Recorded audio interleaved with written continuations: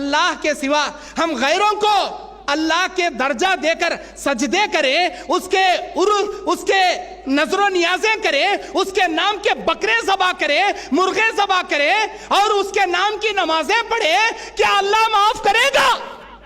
سوچ کر دیکھو، اللہ ہرگز معاف نہیں کرے گا، ہرگز معاف نہیں کرے گا۔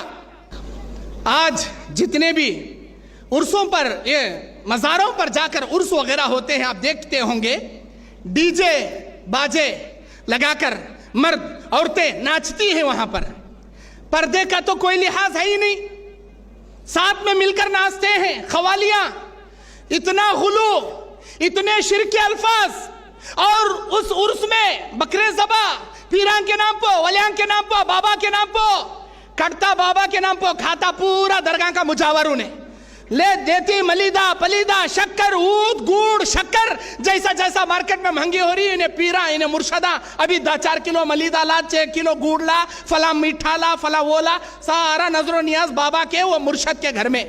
خیر، یہ جو کاٹتی، یہ جو بکرے ذبح ہو رہی، یہ جو دعوتاں چل رہی، یہ کیا ہے؟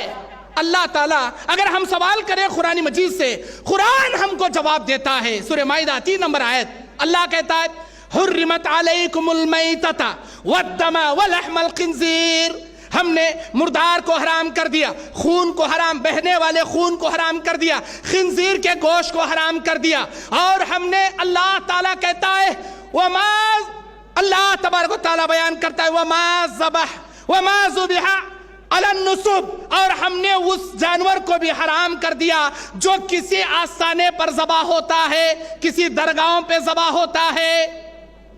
وما اہل بہ لغیر اللہ، اس جانور کو بھی ہم نے حرام کر دیا جو غیر اللہ کو خوش کرنے کے لیے کاٹا جاتا ہے، یہ جائز نہیں ہے۔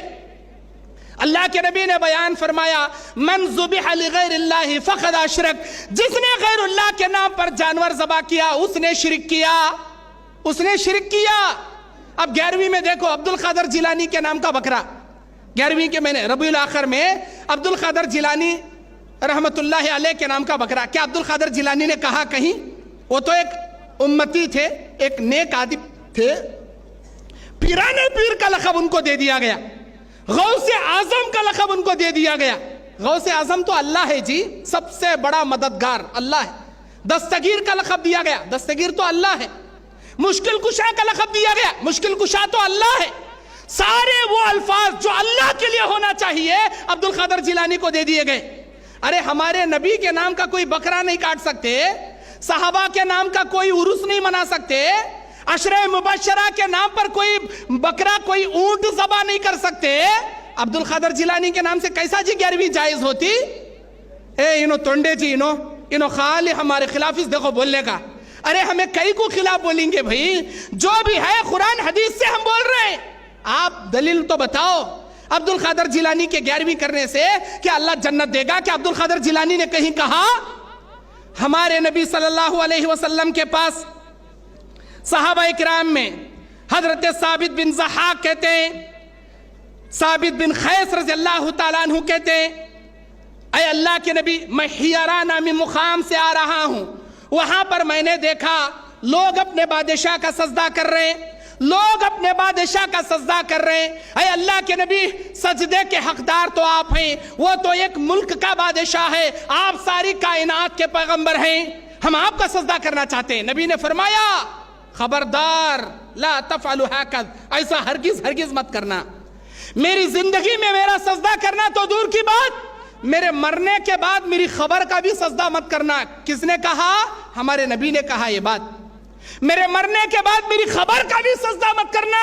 نبی دعا کرتے تھے اللہم لا تجعل قبری وثنا یعبد، اے اللہ میری خبر کو لوگوں کے سجدے کی جگہ سے محفوظ رکھ لینا، اے اللہ میری خبر کو سجدے کی جگہ مت بنا۔ آج جا کر دیکھو سعودی عرب میں کوئی جاتا ہے وہاں چمہ چمٹی کرنے ایسا پکڑ لینے، ہلو ہاتھ نزدیک لگا، وہاں کا متوا پورے حرمین شریفین مکہ مدینے میں کہاں بھی کوسے متوا کے ہاتھ میں ڈنڈا نہیں دیکھیں گے آپ، لیکن روضہ رسول کے سامنے ڈنڈے لے کھڑے رہتی متوا، کون تو بھی ہلو ایسا کرنے ہاتھ ڈالیا، ڈنڈے لے دھڑکت مارتی۔ ھذا لا شرک، ھذا لا یجوز فی الاسلام، ھذا شرک، ھذا بدعہ، اخرج، ہندی ان معلوم کر لیتی ہیں وہاں سے آیا سینے بھگاتے پہلے ایسے نکلو. یہ جائز نہیں ہے, یہ جائز نہیں ہے. ہمارے نبی کی وہ دعا, اے اللہ میری خبر کو سجدے کی جگہ سے بچا, آج تک سعودی عرب کے ایسے موحد, ایسے توحید پرستوں کے ہاتھوں میں اللہ حکومت دے رکھا. انشاءاللہ قیامت کی صبح تک بھی ہمارے نبی کی خبر کو سجدے کی جگہ سے اللہ محفوظ رکھے گا. میرے دینی اور اسلامی بھائیوں, ہمارے نبی کے خبر کا سجدہ نہیں کر سکتے, عبد القادر جیلانی کا سجدہ کیسا جی جائز ہوتا؟